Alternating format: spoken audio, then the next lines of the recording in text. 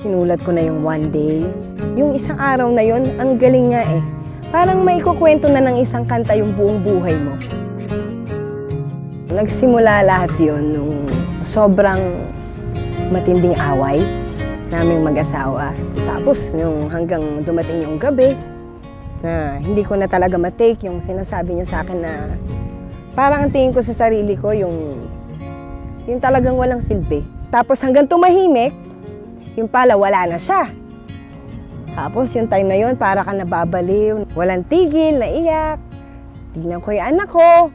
Tapos kamukha pa naman. So talaga maalala mo siya. Hindi kasi nga ako sanay na naghihiwalay kami kasi nagtatrabaho kami sa bahay. Kung ano yung nararamdaman ko nung time na yun, yun mismo yung maisulat ko. Tapos yung sama ng loob, doon ko na-realize na